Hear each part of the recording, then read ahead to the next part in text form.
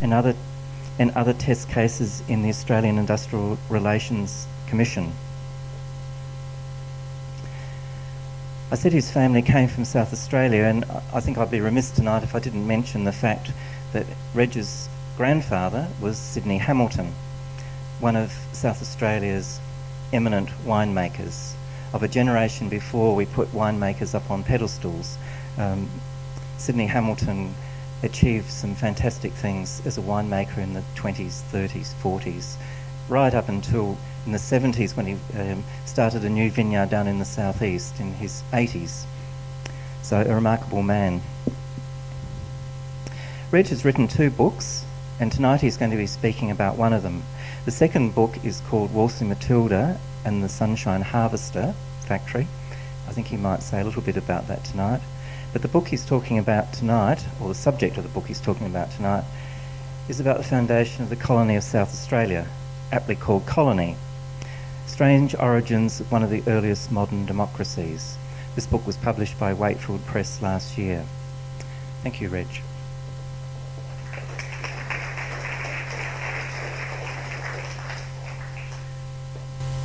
Well, thank you very much.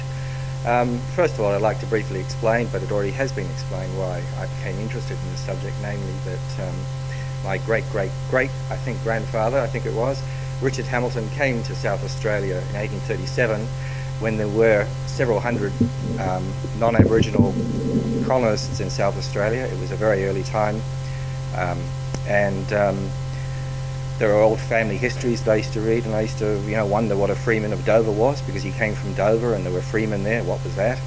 And then, of course, I became interested in the history and took my poor wife and my child to England, and I sat in the archives of Kent for 6 months, researching the old world of England that Richard had left behind. What was it like?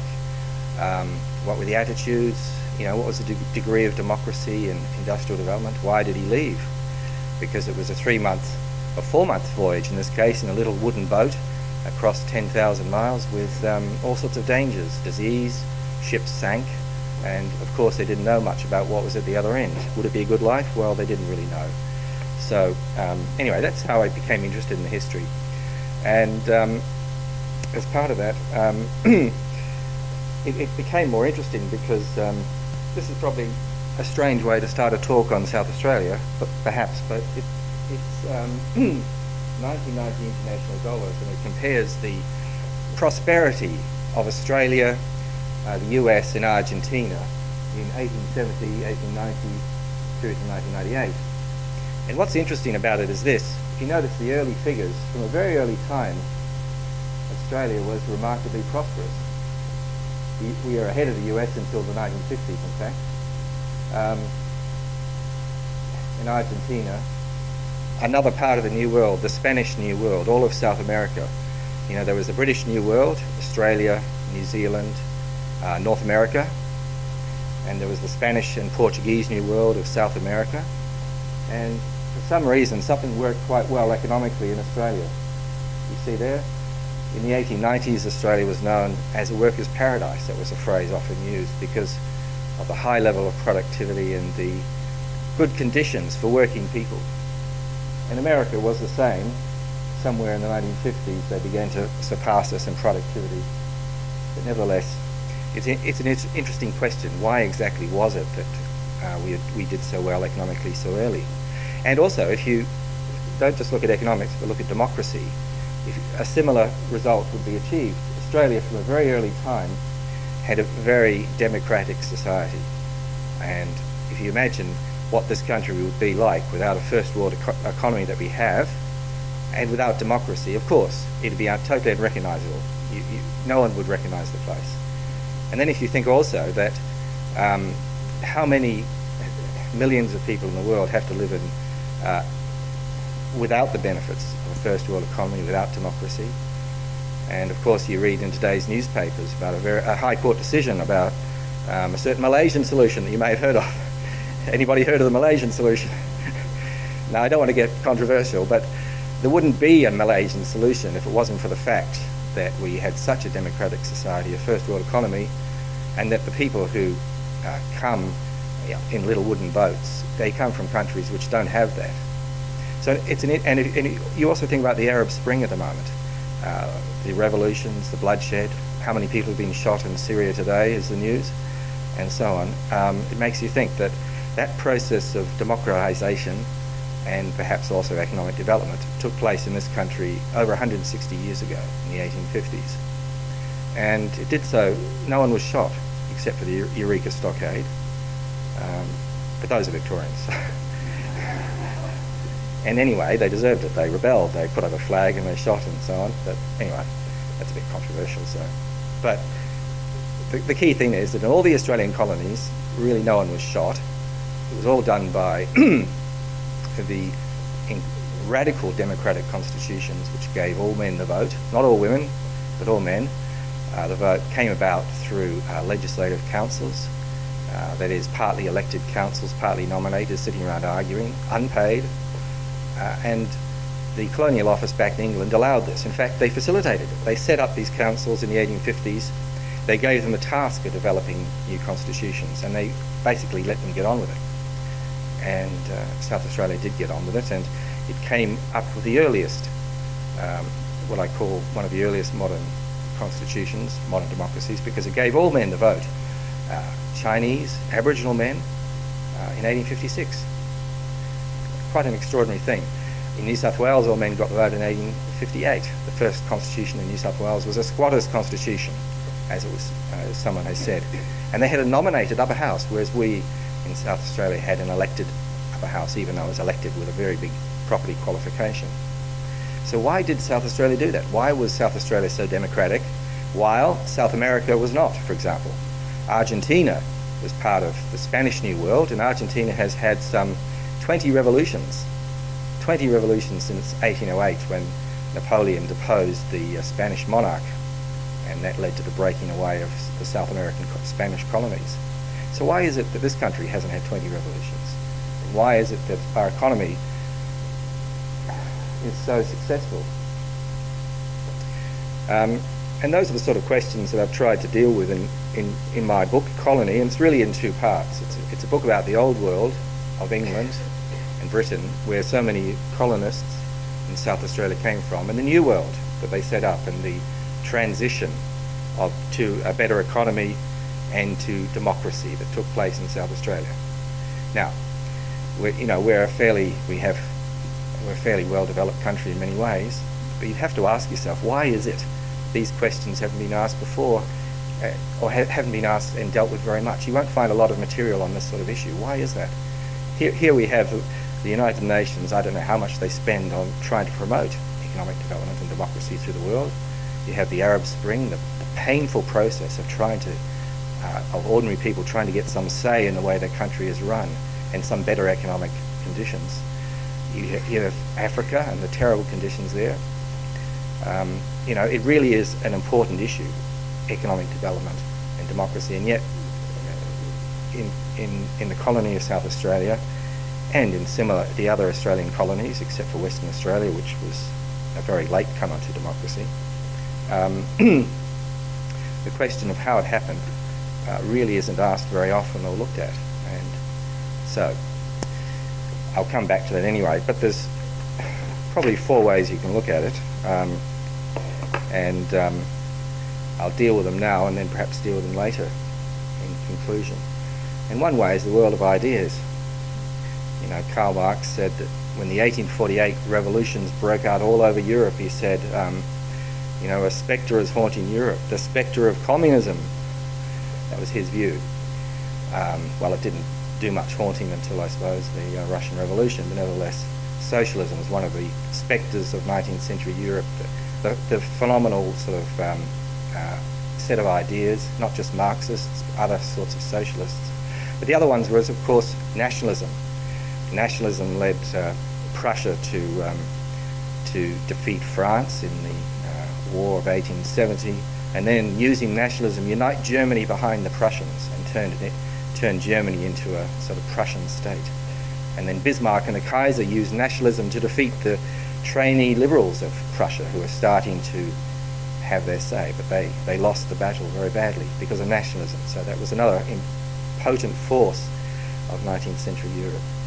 And the second one was, of course, liberalism, the Enlightenment, free speech, free thought, trying to solve problems. And so those were, I suppose, the four spectres that were haunting Europe in the 19th century, according to some versions. And those four were haunting South Australia as well in different forms, though, of course, socialism wasn't at the time of the democracy debates.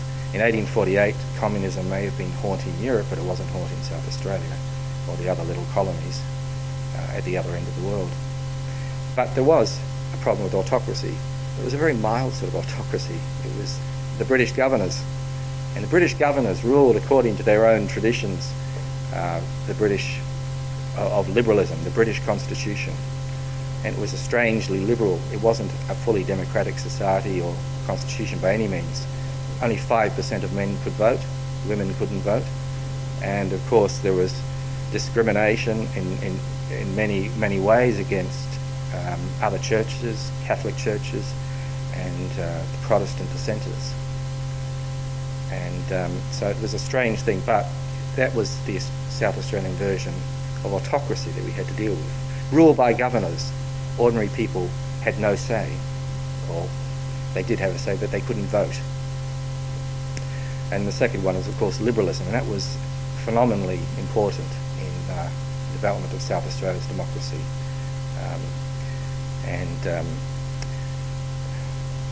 And then there was nationalism. People wanted self-determination. They wanted a say. They didn't want to just be told what to do by the governor. And if the debate in South Australia was between Conservatives and Democrats, so they didn't call themselves that in those days, the Conservatives were as much in favour of self-determination as the Democrats. People like James Hurtle Fisher, the first mayor of Adelaide, a Conservative, he opposed votes for all men. He wanted property qualifications. He wanted people like himself to be a sort of something like the small landowners and semi-aristocrats of England who ruled the House of Commons. That's what he wanted for himself. He wanted to be something like that. But he himself spent most of his career in starkly contradicting the governor and undermining him, and so the Conservatives and Democrats of South Australia were in a sense united in wanting self-determination. So there are two steps to it. First of all, there was the British Constitution, and then in South Australia in the 1850s, the colonists of South Australia developed something very different, but using the British Constitution.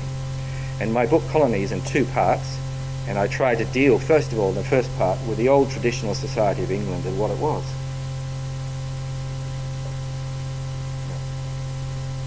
And my family came from Dover, so we'll deal with Dover first.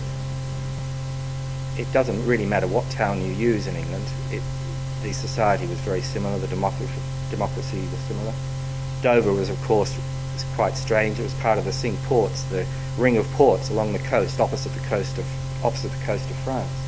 And the centrepiece of Dover life was St. Mary's Church. Here it is, St. Mary's Church.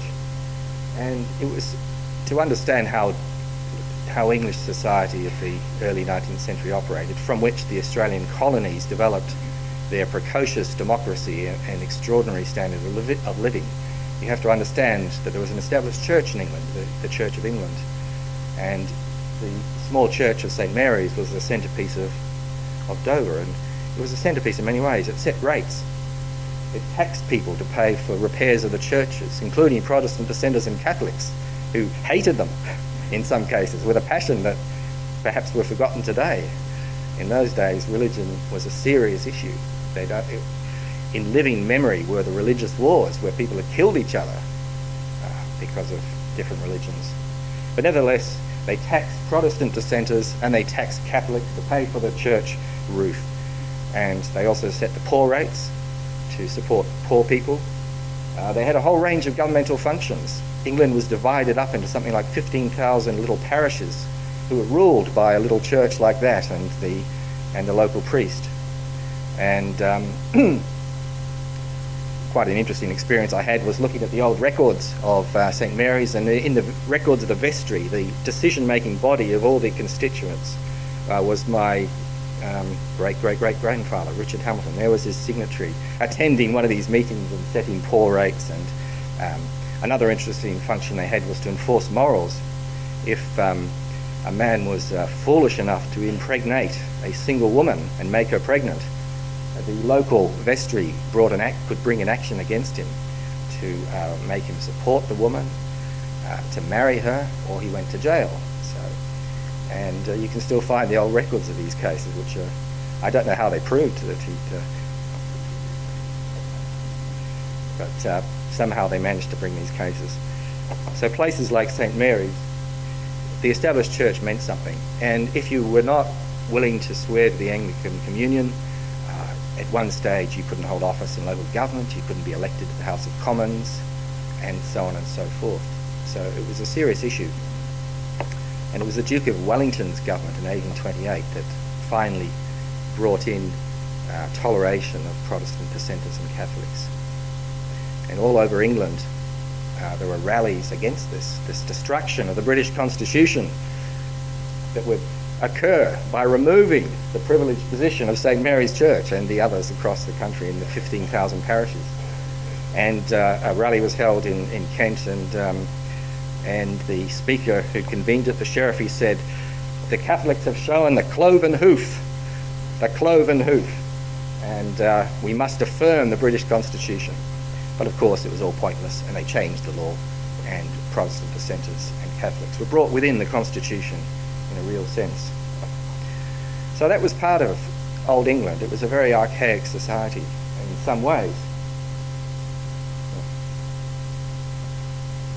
And of course Dover was a little town, a port, and Charles Dickens described it as a bit like a marine octopus stuck in the cliff. And you can sort of see that with there's the the tentacles sort of, and up there of course are the cliffs, those fantastic cliffs that everybody sees. And a friend of mine read my book and he said, "Reg, I've been to Dover many times, I didn't realise it had any history." Well, what can you say? But it does have history, a very old history. It dates back to before the Norman Conquest. There was some sort of mayor, so the records are lost. And in the the very early records, there are records of the privileges of Dover. They were exempt from certain things. And there's Snargate Street in the early 19th century, described as grimy, and up there are the cliffs, of course. And in the old days, certain thieves were thrown off the cliffs. That was the punishment for if you were sentenced to death. The death sentence was carried out by throwing you off a cliff somewhere. So this was medieval justice, as set out in an ancient document called the Customal, which is just a collection of the old customs of Dover, the customary law of Dover before documents were written down, originally oral, and then it was written down in scraps, and then it was put together in about the 14th century.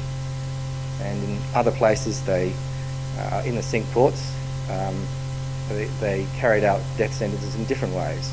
Some of them they buried you up the neck and let the tide come in, and so on. So medieval justice in England wasn't particularly wonderful all the time. But anyway, there you are, up there's the cliff, and the accuser was the one who threw them off the cliff for some reason. It wasn't the sheriff.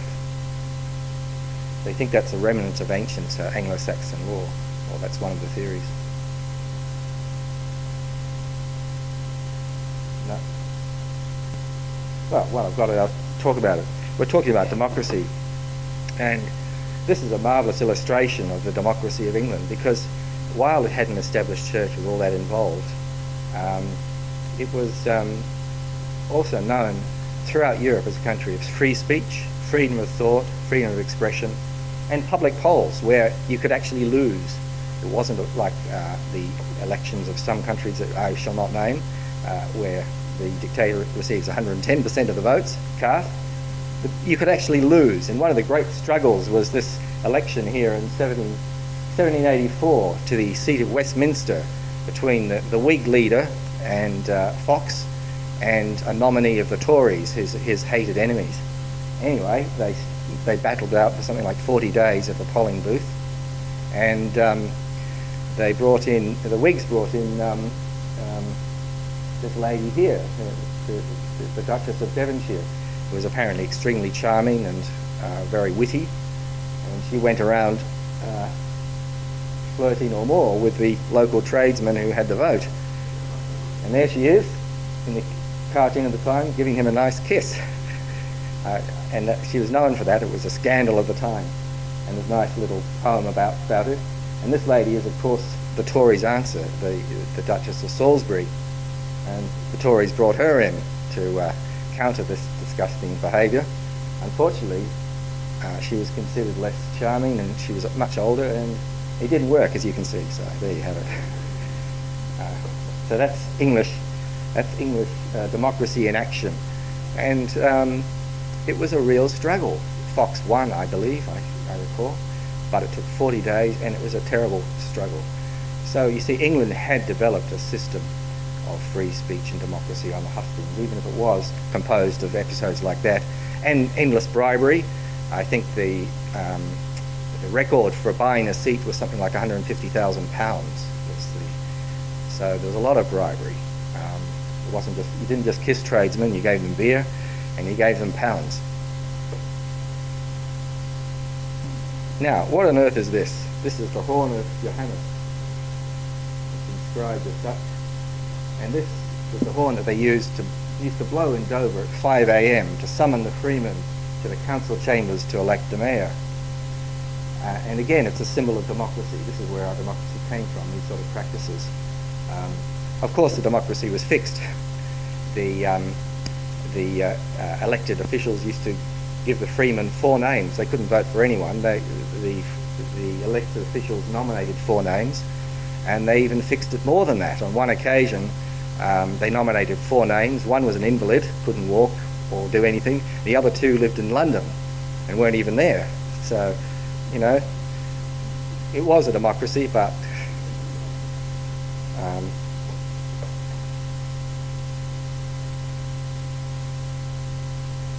and again, the old democracy of England. That's the old council chambers,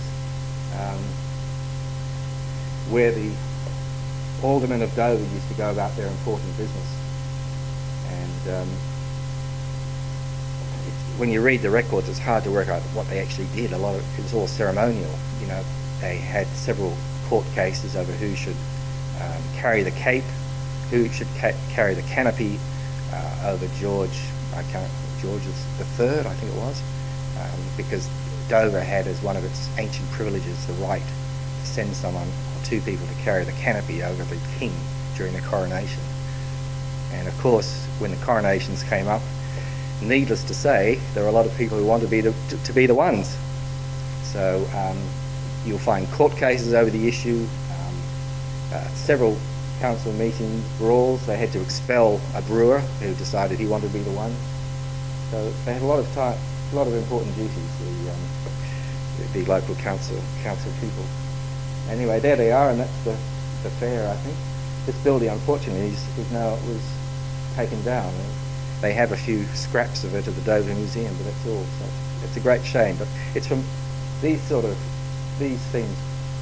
buildings, these sort of practices, these sorts of ancient developments were part of where our democracy, our free speech, our practice of polls came from. Why did we come to the Australian colonies? And that's part of the answer. At the Dover Soup Society, there was terrible poverty, and so they set up a series of soup kitchens to give nourishing neat soup to those inhabitants of Dover who needed it. And they all subscribed to the wealthier parts of the town. And it was alleged that you only got soup if you voted Tory.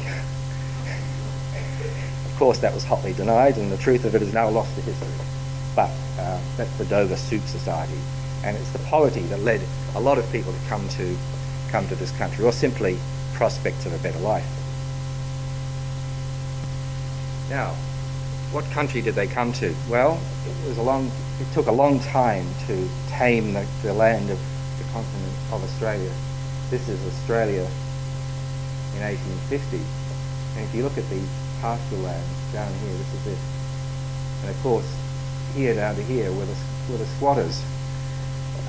That is, people had moved out of the small area around Sydney, and they just occupied land with sheep, and cattle, and eventually, just by occupying it and running sheep on it, they gained some title to it. And for New South Wales, Victoria and Queensland, the colonies there, the squatters became a real force, a political force. And the development of the democracy of New South Wales was in part a brawl between the squatters and their representatives and radicals who wanted to defeat them. And then after democracy was gained in New South Wales, partly gained because their upper house remained nominated until the 20th century. They were nominated, not elected upper houses in Queensland and in New South Wales. Then there were endless brawls over trying to redistribute the land, all that land. And the politics of the colonies of New South Wales and Queensland and Victoria were dominated by this brawl between squatters and land issues, trying to break up these enormous tracts of land and give small farmers some sort of go. But of course, South Australia was set up differently. It's set up according to under the Wakefield system, where from the start the holdings were small and the farms were small. 80 acres was the holding that my great-grandfather Richard Hamilton bought back in Dover and chose when he arrived in South Australia. A very small holding in Marion. And in fact, later on they decided that those sorts of holdings were actually too small, so the problem wasn't the squatter problem of New South Wales and Victoria. And of course politics wasn't influenced then by a large conservative landowning class. Part of the reason, part of the explanation for South Australia's very rapid move to democracy. And there's the famous proclamation tree, the ceremony. One interesting thing is, what was the ceremony like when Aboriginal people first set foot on the land, some 60,000 years ago? And the answer is we could never know because it's probably underwater because the water's moved since that time. And here you have one of the first heroes of South Australian democracy, if I keep calling that, James Hurtle Fisher, the Mayor of Adelaide, elected in October 1840, and would be the first elected official on the continent of Australia. So he was the first. The Adelaide City Council was the first, and probably the first elected official in Asia, they think. So if you're talking of firsts and the start of democracy for our part of the world, this man is a very important man. Naturally, he was a conservative and opposed votes for all men. He wanted a strong property qualification, and he spent his first few years driving Governor Hindmarsh literally mad by quibbling. He was the resident commissioner. He had powers, the governor had powers, and as far as he was concerned, the governor's powers really amounted to nothing at all when you got down to it. So while he was a conservative, he wasn't a subservient conservative. He was a man who wanted essentially to have the colony rule itself, though on his own terms. And the story of the October 1840 election of the city of Adelaide is an interesting one. It was a failure because quite soon the corporation went broke, and the governor stepped in and took over the corporation's powers. But nevertheless, it's a great thing. And I looked at all the newspapers in New South Wales, what would they make of this radical new democracy that had erupted hundreds of miles that way? Because people like Henry Parkes, well, in those days it was Wentworth. Wentworth was the great campaigner for democracy. At that stage he was a radical of some sort before he became the squatters' representative.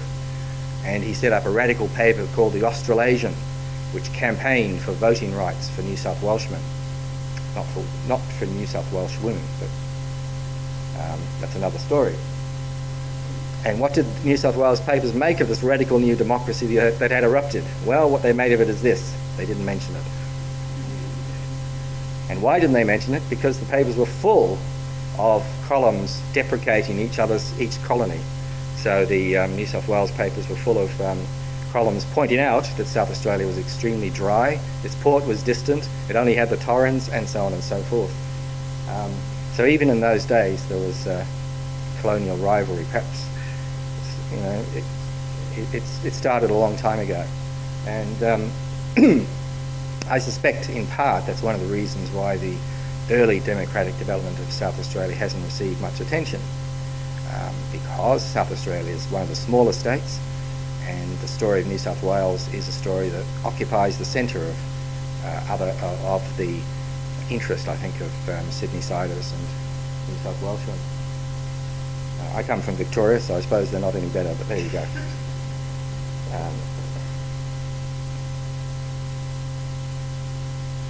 And that was the governor's, it was a pretty rough life.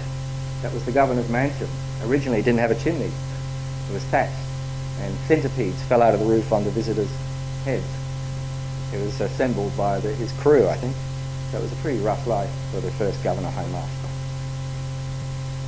And there's a rather idealised portrait of the relationship between the Aboriginal people of South Australia, or peoples, and local farmers. It may not have been entirely that amicable all the time, I suspect, but I'd summarise it as, you know, Aboriginal people were from the start given the rights of British subjects. They were British subjects, they had the privileges of British citizenship. But, of course, they were also considered by many to be savages and treated as such. So there's this dichotomy. And it was also very difficult to understand Aboriginal culture. The dreaming wasn't discovered for a long time.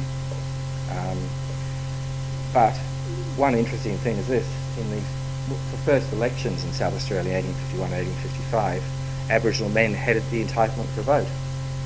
And they actually did exercise it in some cases. An extraordinary thing. And was this just an accident? Well, it wasn't. There's records in the Legislative Council of politicians discussing this. So they knew it was going on. I think it was Reynolds, from memory, who said, yes, there was an Aboriginal who voted, and he voted against me, but I don't mind, it's his right to do so. So it's an extraordinary thing for 1855 for someone to say. But so from the very start there was a democratic attitude. And of course this is the place where the democratic experiment started in October 1840.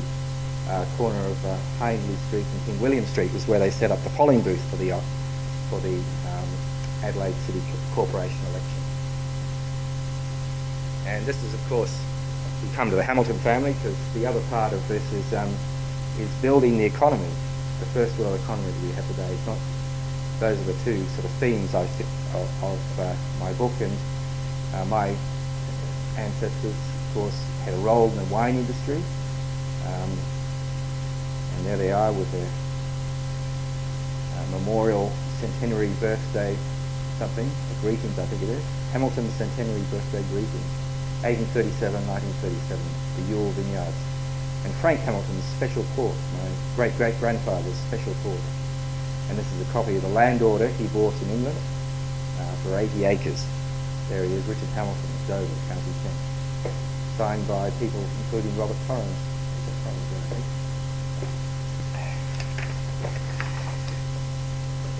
Now, what does all this amount to? I suppose is the question. There they are, these leading England, getting ready to go.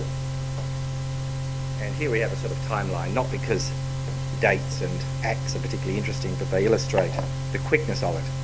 And I'll try and draw this all together in quickly. The South Australian colonists at one stage, the majority of churchgoers were Protestant dissenters, so they were non-Anglican and had a great hostility to the Anglican Church.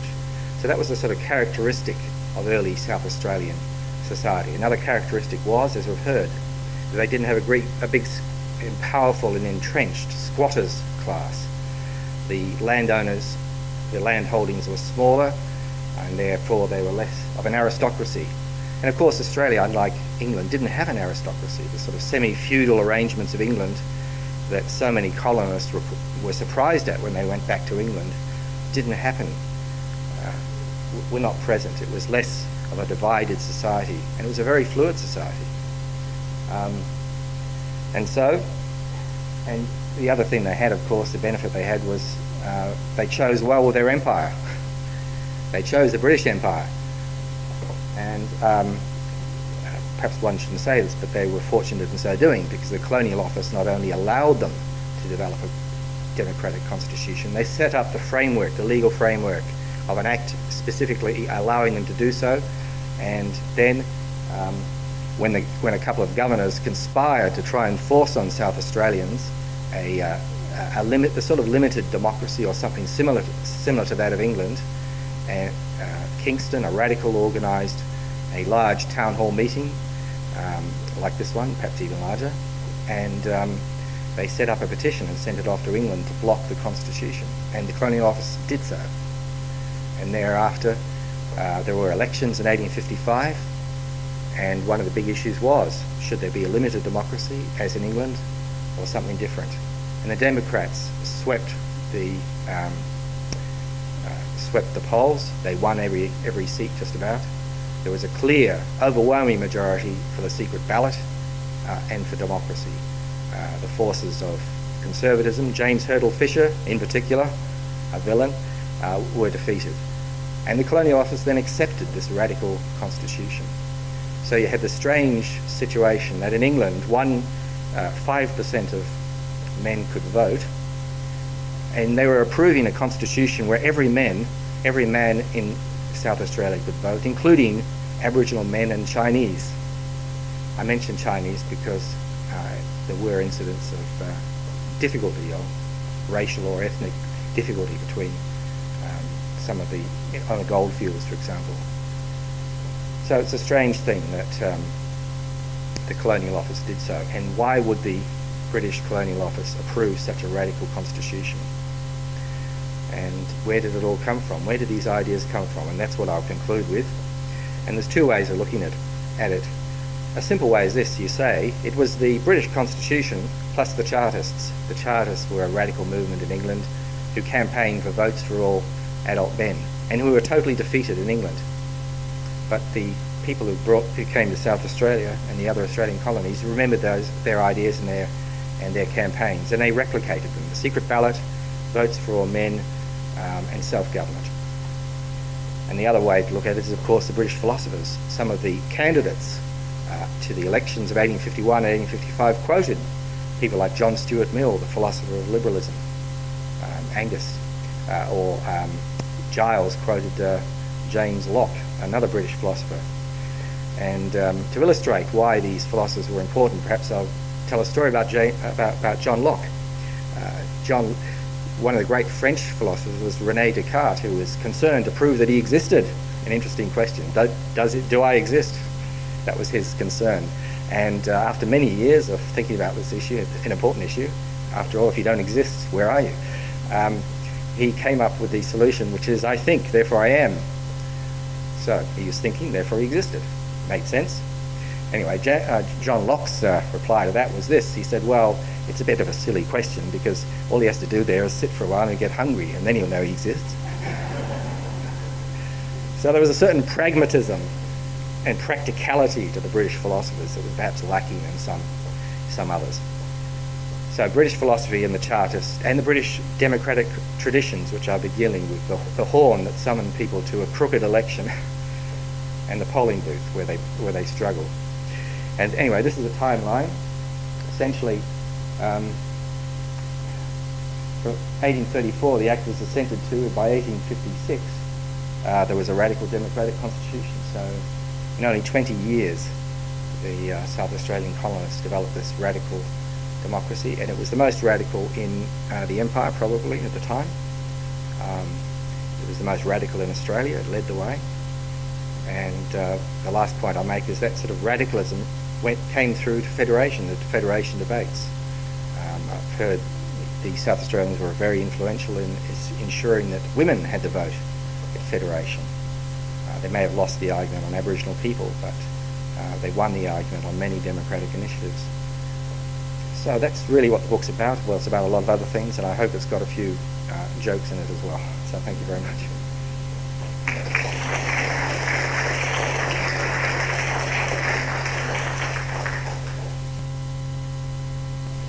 I just want to make the observation that Richard Hamilton came from the port of Dover, and he came to a special port that he made.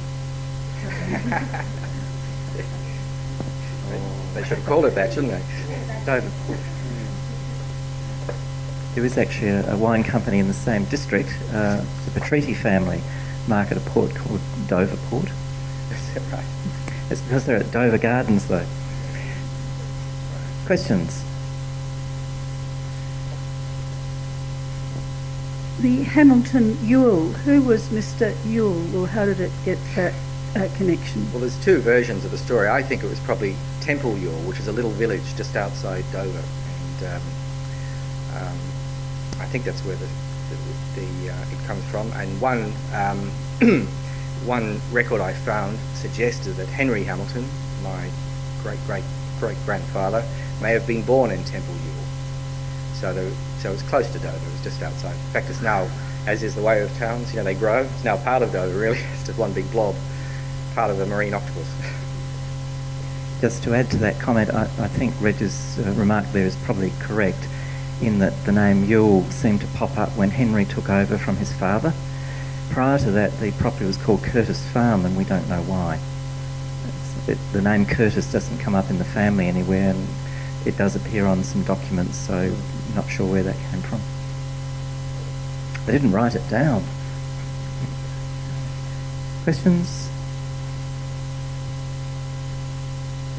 Kevin Kokoski.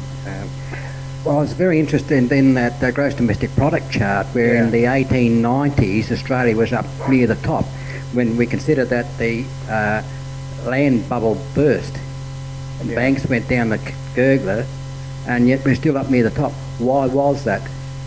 Well, you're right. There was a terrible recession in the 1890s, and it knocked the stuffing out of everybody. It wasn't as bad as the Great Depression of the 1930s, where it was very bad. But our prosperity was still very high by world standards. Was that because of the gold over in Western Australia? I'm not sure. I think it was a combination of all the economy of the time. Pastoral, mining, a lot. I can't answer that except to say that Australia was very prosperous and was prosperous after as well. Have you anything to say about what's happening in the Middle East or the countries fighting for democracy, perhaps, comparing it to 1848 in Europe? Well, I think that's an interesting question. I mean, if you think of how much money is spent by the United Nations on trying to promote development and democracy, it does occur to me that a story like this might be relevant. Perhaps the Syrians should buy Colony, and Wakefield Press is here, they can do an Arabic version. But you'd think that the story of how another country developed it would be relevant and useful, but for some reason, and I think this is an important point, I think there's been a lack of interest and focus in how countries have developed democracy, partly because of the Cold War, where democracy was simply one version of the system that was appropriate, and other reasons. But I don't think the Muslim Middle East would be interested particularly in some ways in the story of a Christian country, perhaps. But nevertheless, you'd think there would be something there which would be of use to other countries. It is an interesting story after all. Yeah. Well, that's the difficulty. In Colony, I try to discuss that because, as I said, South Australian colonists were fortunate in their choice of empire. They made the right choice. If they'd chosen the Spanish Empire, they would have inherited the absolute monarchy of Spain. If they were a French empire, there was the French Revolution. And what did the French Revolution do? They closed the churches. It led to great suffering and endless revolutions. The Spanish New World has suffered endless revolutions, terrible poverty, lack of democracy, lack of development. So because of the lack of that long historical development. But the only other thing I'll say is that in 20 years, the South Australian colonists converted the limited democracy of England into something very radical and very modern, which is quite astonishing. Did the Aborigines retain their vote after Federation in South Australia in the state elections? And did the vote help them in any way compared with the Aborigines in other states? I really can't answer that. The problem is that it involves a comparison of the laws in every state, and they're all different. So I believe they did, but I probably should have done more work on that area. But part of the issue with Aboriginals was it was a theoretical right to vote in part, but there were signs of it was actually exercised. So you do have to ask yourself, why would a person totally involved in tribal interests without the English language, without any knowledge of what a democracy was, necessarily want to participate? But But the Aboriginal story is a very interesting one in South Australia. They were also the first to recognise Aboriginal people giving evidence in court in 1844. They specifically allowed them to do so, even though they couldn't swear a Christian oath. And so that allowed them to give evidence against, it allowed the conviction of someone who had murdered an Aboriginal person.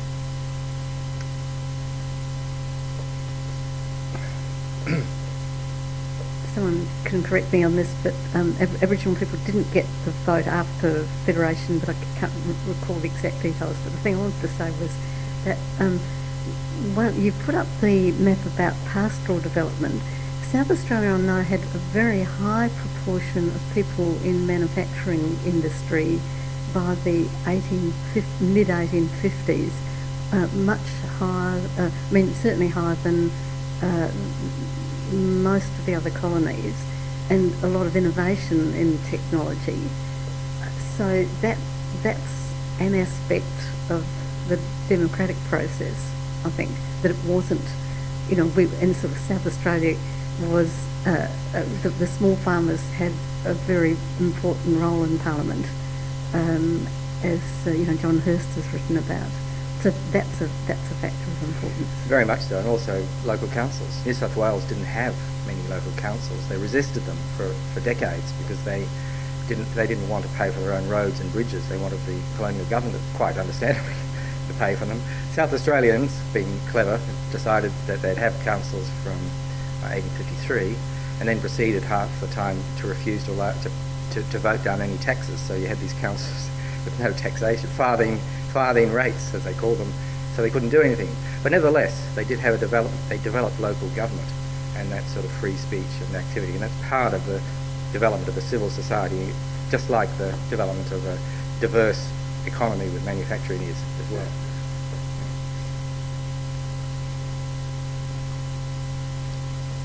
Thanks, Reg. I'd like to call on Rick Moore to give a vote of thanks on our behalf. Thank you very much.